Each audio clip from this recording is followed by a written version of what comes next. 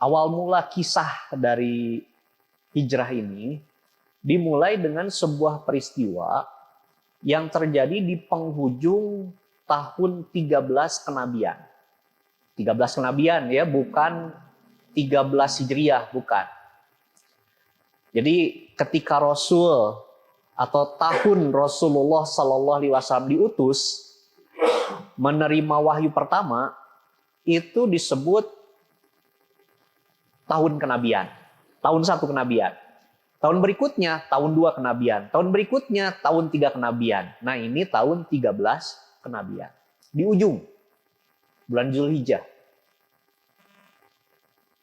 Pada bulan ini, di tahun 13 kenabian, terjadi peristiwa yang namanya Baiat Aqobah kedua. Berarti ada Baiat Aqobah pertama, ya, itu tahun sebelumnya. Nah ini Baiat Aqobah kedua. Salah satu poin yang dicapai dalam peristiwa ini adalah penduduk Madinah yang waktu itu bernama Yasrib itu siap menerima Nabi dan para sahabat yang berada di Mekah. Mereka siap menerima kehadiran mereka di Madinah. Jadi orang-orang Madinah siap menerima kehadiran orang-orang Muhajirin dan Rasulullah SAW di Madinah. Nah, beres peristiwa Baiat Aqobah kedua ini, memasuki tahun 14 kenabian, yang nanti kemudian menjadi tahun 1 Hijriah. Jadi tahun 1 Hijriah itu bertepatan dengan tahun 14 kenabian. Nah, di awal tahun 14 kenabian, mulai bulan Muharram, itu satu demi satu sahabat Rasulullah SAW hijrah dari Mekah ke Madinah. Orang-orang Mekah mulai melihat pemandangan yang asing. Pemandangan seperti apa? Mereka lewat sebuah rumah di dalam kota Mekah. Yang kemarin-kemarin rame, sekarang sepi. Kecuali kalau ada angin. Angin ini menerpa jendela yang tidak tertutup, ya, ketika ditinggalkan oleh penghuninya, lalu tertiup oleh angin, menutup, membuka dengan mengeluarkan suara yang bisa kita bayangkan. Tambah hari, pemandangan seperti ini tambah lazim di kota Mekah. Yang asalnya 2 rumah, sekarang 5 rumah, sekarang 10 rumah, kemudian jadi 100 rumah, bahkan ujung-ujungnya sampai 200 rumah, kosong. Sampai 200 rumah kosong. Nah, pada suatu hari, Abu Jahal, Abu Sufyan, dan beberapa tokoh Quraisy itu lewat di rumah keluarga Jahash. Dulu di rumah ini rame. Kenapa? Karena di situ tinggal Abdullah bin Jahash dengan istrinya. Ya. Ada Abd bin Jahash dengan istrinya. Juga di situ ada Zainab binti Jahash. Ada Hamnah binti Jahash. Ya. Dengan anak-anaknya, dengan istri dan suami mereka. Tapi sekarang rumah ini sepi. Jendelanya ditiup angin, bergerak-gerak, berdecit seperti itu. Sehingga salah seorang dari mereka berkomentar, ini gara-gara Muhammad. Dia memecah belah kita. Sehingga kita menyaksikan apa yang kita saksikan. Nah, jadi 200 keluarga itu hijrah. Dari kota Mekah ke Madinah. Dan ini bukan masalah sepele. Ya, bukan masalah sepele. Kenapa? Pekerjaan orang Mekah itu dagang. Musim panas ke utara, ke negeri Syam. Musim dingin ke selatan, ke negeri Yaman. Tapi volume perdagangan ke utara itu jauh lebih besar daripada volume perdagangan ke selatan. Kenapa? Karena memang perjalanan ke utara itu prioritas. Sementara perjalanan dagang ke selatan, ke Yaman, itu cuma sebagai selingan. Kenapa? Karena kalau masuk musim dingin, pergi ke negeri Syam itu dinginnya minta ampun. Orang-orang Arab gitu ya mungkin nggak terlalu tahan gitu pergi ke sana. Nah karena itu di musim dingin orang-orang Quraisy memutuskan untuk pergi ke selatan yang lebih panas. Dan ini dimulai oleh kakek buyut Rasulullah SAW yang namanya Hashim bin Abdul Manaf. Dan diabadikan dalam Al-Quran ini peristiwa ini. Ya, li'ila fi Quraisy ila fihim rihlata syita'i was-shayf. Ya. Karena kebiasaan orang-orang Quraisy itu melakukan perjalanan musim panas dan musim dingin. Nah, ini yang memulainya adalah Hashim bin Abdul Manaf. Perjalanan musim panas ke utara, ke Syam, perjalanan musim dingin ke selatan, ke Yaman. Seperti itu. Ya. Nah, volume perdagangan terbesar itu ke utara, ke Romawi. Sementara kalau ke Persia itu jarang gitu ya. Dan ini nanti ngambil jalurnya ke sebelah timur, itu jarang dilalui. Ya. Bahkan bisa dikatakan nggak pernah. Nah, kalau mereka mau berdagang ke utara, maka mereka akan melewati pos-pos ya yang akan dijadikan sarana untuk isi bensin gitu ya, isi perbekalan, ngisi botol mineral gitu ya, dan lain-lain. Karena ini perjalanan jauh. Jadi ada pos-pos yang akan mereka singgahi. Dan salah satu pos utama yang wajib disinggahi oleh orang-orang Quraisy ketika mau berdagang ke utara itu Madinah. Nah sekarang penduduk Madinah diberitakan beramai-ramai memeluk agama Islam. Walaupun perkiraan masih jadi minoritas, tapi sudah cukup banyak. Sekarang juga orang-orang Mekah pergi ke sana. Nah, apa jadinya jika Islam di Madinah menjadi kekuatan utama? Yang akan terjadi adalah bisnis orang Quraisy ke negeri Syam bakal terganggu dengan gangguan yang sangat besar. Bahkan bisa jadi mereka tidak akan bisa lagi dagang ke negeri Syam kalau Madinah dikuasai oleh umat Islam. Dan buat banyak orang gitu ya, uang itu lebih penting dari agama. Gitu. Ya, buat banyak orang uang itu lebih penting dari agama. Iya. Ya, jadi uang itu lebih penting dari agama buat banyak orang gitu. Dan orang Mekah pada zaman itu ya, sehingga banyak dikecam dalam Al-Quran, mereka itu memang lebih mengutamakan uang daripada nilai gitu, daripada nilai-nilai yang dianut oleh masyarakat sebelumnya. Ya. Wah ini bencana gitu. Penguasaan Muslim terhadap Madinah itu bencana besar buat Mekah. Ini jantung kehidupan mereka gitu, yang sedang diserang. Dan orang ini kalau perutnya diserang gitu ya, oh itu bisa ngamuk gitu. Ya. Penghasilan mereka diserang, oh bisa ngamuk yang namanya manusia itu. Nah ini kota Madinah sedang bertransformasi nih. Kekuasaannya ke tangan kaum muslimin. Maka orang-orang Mekah tidak bisa mendiamkan ini. Nah menurut Syekh Sofiur Rahman Al-Mubarakpuri, pada hari Kamis tanggal 26 Safar tahun 14 kenabian, yang nantinya jadi tahun 1 Hijriah. Pemimpin-pemimpin kota Mekah, kepala-kepala suku, ya, walaupun suku nggak punya kepala, karena suku itu punyanya mata, ya, nggak punya kepala. Mata suku, mata kaki kan ada ya, nggak punya gitu, kepala kakinya ada. Gitu. Nah, jadi kepala-kepala suku ini kumpul. Dan mereka sudah menjadwalkan berkumpulnya itu di Darun Nadwah.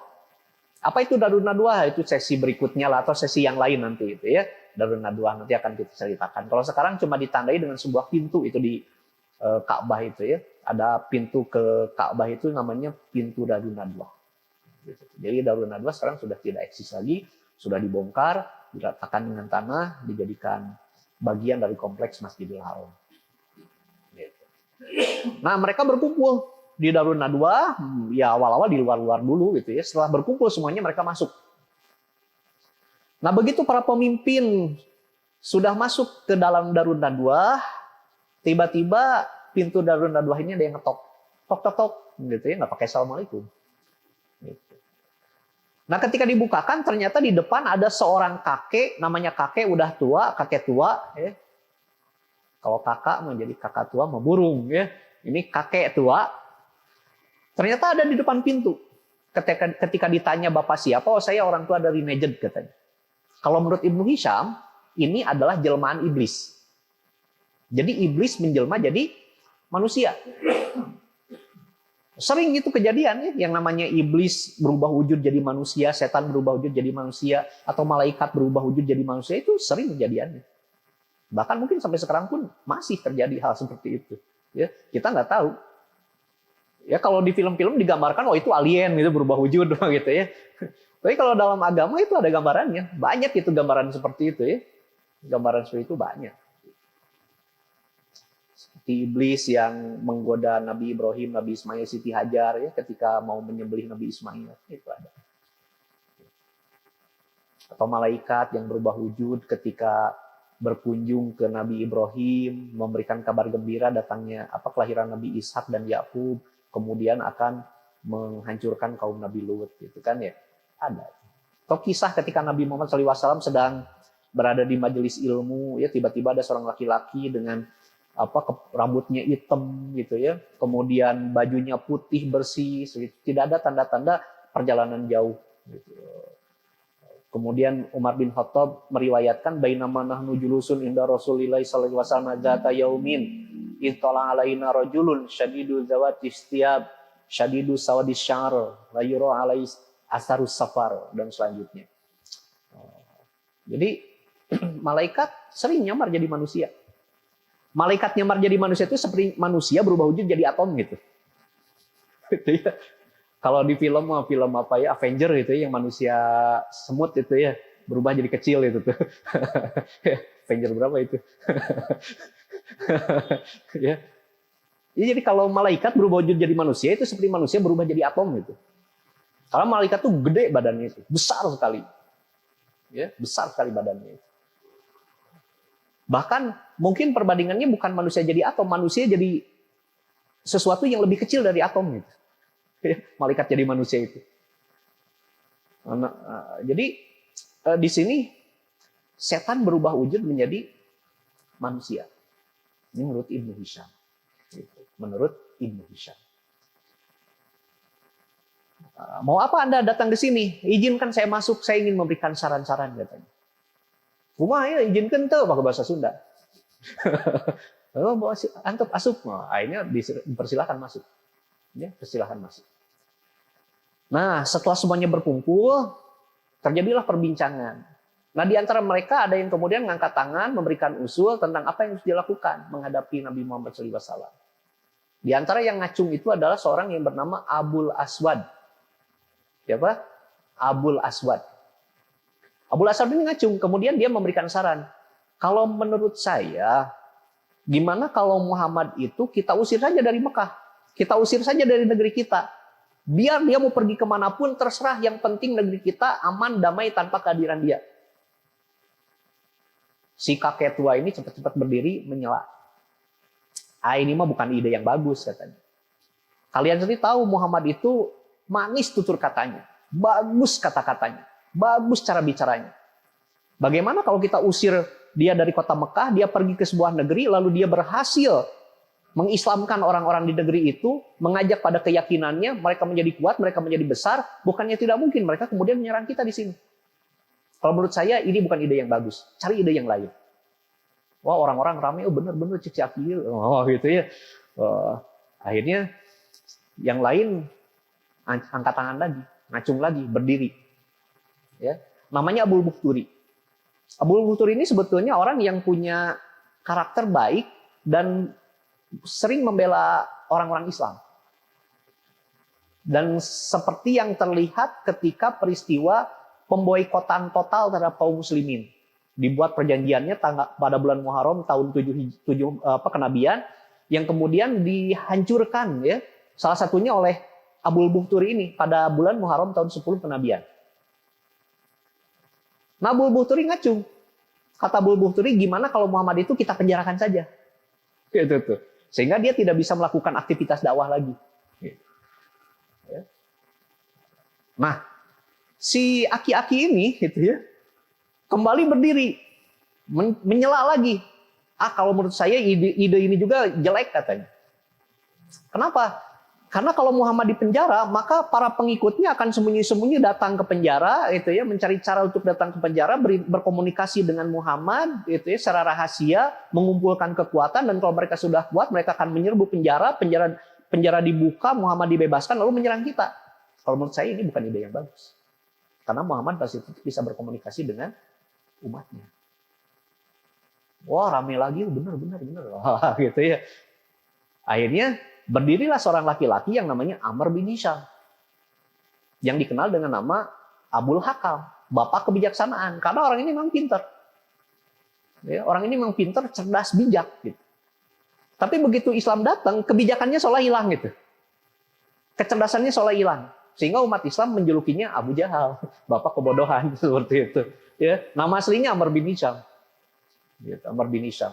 Orang-orang Mekah menjulukinya Abul Hakam, bapak kebijaksanaan. Tapi orang Islam kemudian memberikan julukan Abu Jahal, bapak kebodohan.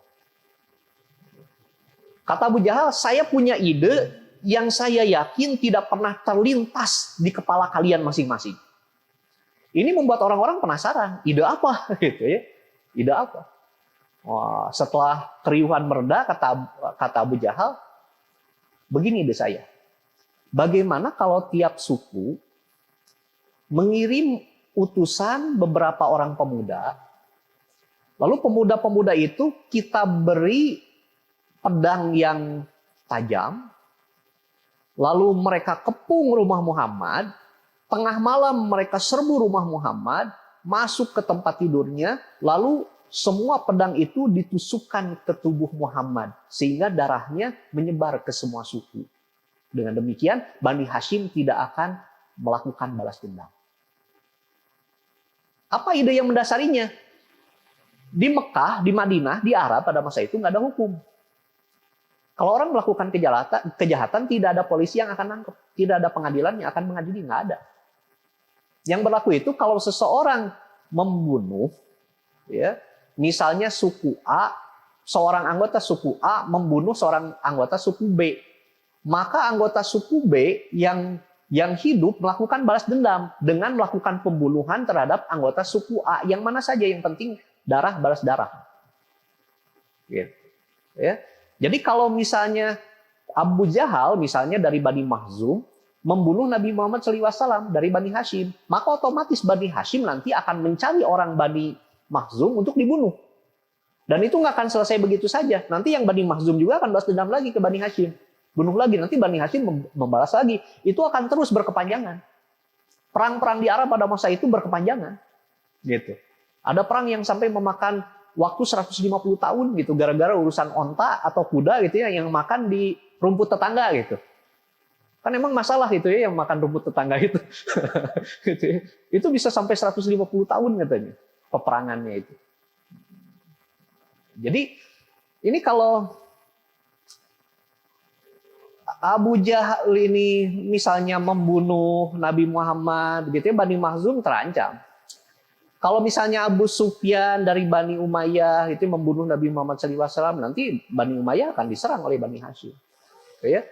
Atau misalnya yang dari Bani Adi itu ya, sukunya Umar bin Khattab itu membunuh Nabi Muhammad SAW, nanti Bani Adi akan diserang oleh Bani Hashim. Nah, masalah ini diselesaikan oleh Abu Jahal. Gimana kalau semua anggota suku nyerang Muhammad bareng-bareng gitu? Pedangnya menusuk tubuh Muhammad bareng-bareng, sehingga darahnya itu muncrat ke semua anggota, kepada semua suku. Dan Bani Hashim nggak mungkin gitu melakukan balas dendam ke semua suku, itu nggak mungkin. Satu-satunya cara yang bisa dilakukan oleh Bani Hashim adalah minta diat, minta denda 100 ekor onta. Begitu beres kata-kata ini meluncur dari kata-kata Abu Jahal, si kakek tua ini langsung berdiri, ngasih aplaus, tepuk tangan. Nah, ini baru ide bagus, katanya. Ini baru ide, baru usul ini. Kalau menurut saya nggak ada ide yang lebih bagus dari ini, laksanakan yang ini. Wah, orang-orang ramai ngasih pujian pada Abu Jahal, kemudian sidang memutuskan untuk dibubarkan, dipersiapkan para pemuda itu, dikasih pedang yang tajam, dan nanti malam akan mengepung rumah Muhammad SAW. Seperti itu. Ya. Nah, beres diketuk palu, bubar, ya. Malaikat Jibril datang pada Rasulullah SAW. Sekarang waktunya Anda hijrah. Dan setelah itu Rasul menyusun rencana. Jadi Rasul nggak buru-buru, wah saya mau dibunuh, cepet-cepet kabur. Enggak. Itu. Karena sejak saat itu pasti yang namanya sudut-sudut jalan kota Mekah itu sudah dipasangi penjaga. Jangan sampai Nabi Muhammad SAW kabur. Maka Rasulullah SAW membuat rencana, dan rencananya akan terlihat lewat tindakan beliau. Begitu tengah hari tiba, beliau keluar rumah dengan menggunakan bukan masker, apa namanya teh? Cadar. Cadar, ya. Tengah hari, mau kemana? Ke rumahnya Abu Bakar As-Siddiq. Kenapa tengah hari? Di Arab tengah hari itu panas, jarang orang keluar rumah. Pakai cadar untuk apa? Menutupi identitas. Di sini pelajarannya apa? Kerahasiaan. Jadi seorang pemimpin kaum muslimin gitu ya, mungkin mereka tidak membuka semua hal kepada umat Islam, bukan apa-apa, karena ada banyak hal yang memang perlu dirahasiakan. Terutama untuk urusan-urusan teknis gitu ya. Kalau untuk urusan keagamaan nggak akan disembunyikan seperti itu. Tapi kalau urusan-urusan koordinasian misalnya gitu ya, urusan-urusan teknis, ada hal yang memang perlu dirahasiakan, tidak perlu diketahui oleh semua orang. Nah di sini Rasulullah SAW menjaga kerahasiaan gerakan beliau gitu untuk menemui Abu Bakar As-Siddiq. Karena kalau beliau berangkatnya pagi-pagi ditangkap, berangkatnya nggak pakai cadar dikenali orang ditangkap seperti itu. Ya, karena sudah diputuskan oleh majelis. Nah begitu sampai di rumah Abu Bakar As-Siddiq ada beberapa orang di sana, ada Asma binti Abu Bakar, ada Aisyah binti Abu Bakar, ada Abdullah bin Abu Bakar gitu ya. Rasul kemudian bilang ke Abu Bakar, keluarga semua anggota keluarga kamu. Kata Abu Bakar As-Siddiq, wahai Rasulullah, mereka semua anggota keluarga engkau. Gak perlu katanya keluarga. Maka Rasulullah SAW mulai kemudian menyusun rencana dengan Abu Bakar As-Siddiq. Ya, menyusun rencana keberangkatan menuju Madinah. Beres perencanaan, Rasulullah SAW kembali ke rumah, menunggu malam. Dan begitu malam tiba, Rasul saat itu sedang bersama Ali bin Abi Thalib. Kata Rasul, malam ini kamu tidur di kasur saya, pakai selimut saya yang warnanya hijau. Tapi Allah akan melindungi kamu. Kamu tidak akan celaka. Ya. Itu kalau orangnya nggak punya iman gitu ya, deg-degan, makanya sih mau celaka gitu ya. Karena di luar itu puluhan orang, hampir 50 orang itu yang ngepung rumah Nabi itu. Hampir nggak bisa lolos itu sebetulnya. Nah setelah Ali bin Abi Thalib disuruh tidur di sana dengan seluruh keimanan beliau, sepenuh keimanan, beliau tutup tubuh beliau dengan selimut warna hijau. Rasul kemudian buka pintu keluar tanpa terlihat, gitu ya, tanpa terlihat. Ada juga yang mengatakan lewat pintu belakang, katanya, ya, sehingga tidak terlihat oleh pasukan yang mengepung. Nah akhirnya Rasulullah SAW tiba di rumah Abu Bakar As-Siddiq dan beliau tahu pasti sesuai dengan perencanaan yang tadi siang, gitu ya. Ini menunjukkan pentingnya perencanaan. Walaupun Rasul itu sudah jelas bakal selamat sampai di Madinah, tapi beliau tetap melakukan perencanaan, tetap melakukan tindakan kerahasiaan gitu ya, tetap melakukan SOP gitu. Ya apalagi kita yang bukan Rasul gitu ya. Nah, perencanaan itu tetap penting gitu. Tetap penting. Walaupun perencanaan itu tidak bisa mendobrak dinding takdir, tapi takdir itu urusan Allah, urusan kita ikhtiar gitu. Allah yang tahu takdir mah gitu ya. Kita mah diwajibkan ikhtiar, ya kita mah ikhtiar gitu. Begitu peristiwanya terjadi, nah baru kita tahu takdirnya seperti apa gitu ya. Kalau baik buat kita syukur, kalau tidak baik ya kita bersabar gitu. Iya. Nah, takdir itu urusan Allah itu mah. Urusan kita mah ikhtiar. Ya. Ngebahas takdir, ngebahas sesuatu yang cuma diketahui oleh Allah gitu kan ya. Ya nggak akan beres gitu. Nggak akan beres. Ya sudah, kita mah urusan kita ikhtiar. Kalau udah kejadian baru kita tahu, oh takdirnya gini. Seperti itu. Ya, takdirnya seperti itu. Nah, ya Rasulullah SAW kemudian tiba di rumah Abu Bakar As-Siddiq dan beliau sudah menduga gitu ya bahwa orang Mekah begitu tahu Nabi Muhammad tidak di tempat tidur, tidak terbunuh, maka orang-orang Mekah akan mencari langsung ke utara menuju Madinah. Karena para sahabat itu sudah diketahui oleh orang Mekah, mereka pada pergi ke Madinah. Berarti Nabi Muhammad akan menyusul ke Madinah. Maka Rasulullah SAW pergi ke arah selatan dan menuju Gua Sur. Dan menurut pengalaman gitu ya, orang-orang Mekah itu akan mencari 3 hari biasanya. Maka Rasul juga merencanakan akan tinggal 3 hari di Gua Sur gitu. Tapi ada beberapa hal yang perlu dirinci. Apakah setelah 3 hari orang Mekah itu sudah mengendorkan pencarian? Lalu bagaimana makan dan minum Rasulullah SAW selama di Gua Sur? Gitu ya. Ini kan masalah pelik juga gitu tuh. Ya, pasokan logistik bagaimana caranya? Maka dibuatlah satu tim kecil, dan ini merupakan orang-orangnya Abu Bakar. Semua orang-orangnya Abu Bakar. Dibuat tim kecil. Tim kecil ini tugasnya apa dan siapa saja? Yang pertama adalah Abdullah bin Abu Bakar. Abdullah bin Abu Bakar ini seorang anak-anak, mungkin remaja usia 10-16 tahunan lah gitu ya. Itu ditugaskan untuk duduk di pelataran Ka'bah. Untuk apa? Nyedot informasi. Karena orang Mekah itu kalau udah datang dari mana mau ngobrol itu di Ka'bah biasanya. Ya. Nah, maka Abdullah bin Abu Bakar ditempatkan di sisi Ka'bah untuk nyedot semua informasi. Apa yang dilakukan oleh orang-orang Mekah dalam masalah pencarian Nabi Muhammad SAW. Begitu sore tiba, orang-orang bubar, Abdullah bin Abu Bakar pura-pura pulang ke rumah, padahal lanjut langsung ke Gua Sur. Gitu ya. Cuma ada masalah, pasti ada jejak gitu. Maka disiapkan orang kedua dengan tugas kedua, yaitu seorang yang bernama Amir bin Fuhairah. Siapa ini? Pembantunya Abu Bakar As-Siddiq. Amir bin Fuhairah ini tugasnya mengembalakan kambing.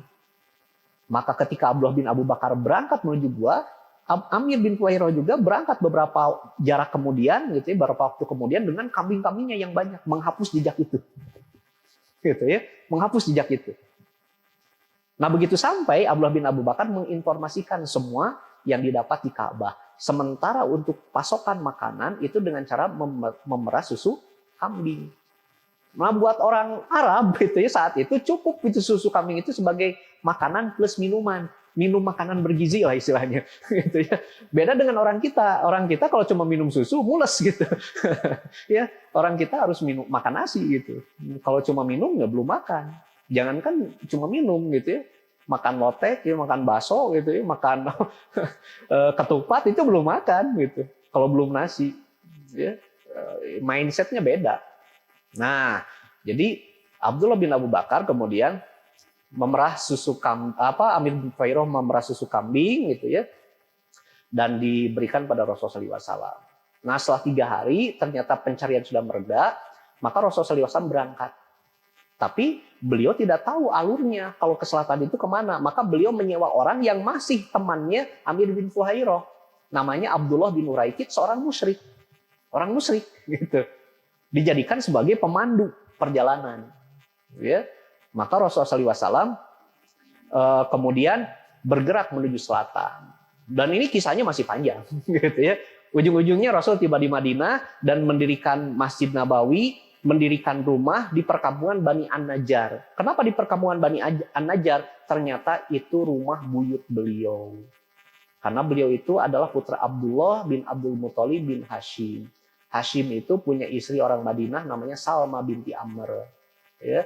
Dari Salma ini lahirlah seorang yang namanya Syaibah, yang nanti dikenal sebagai Abdul Muthalib. Abdul Muthalib itu tinggalnya di Madinah. Ya, sampai usia belasan tahun. Baru kemudian dibawa oleh pamannya yang namanya Muthalib ke Mekah. Di Mekah orang-orang nganggap, oh itu budaknya Muthalib, Abdul Muthalib. Maka sejak saat itu dikenal sebagai Abdul Muthalib. Jadi Nabi Muhammad SAW itu nenek buyutnya itu orang Madinah, orang Bani An-Najjar. Jadi ketika Rasul tinggal di situ, sebetulnya tinggal di rumah nenek buyutnya. Nah, ini sepenggal kisah tentang hijrah Nabi Muhammad SAW, karena kita di hari-hari ini memasuki tahun 1445 Hijriah, gitu ya.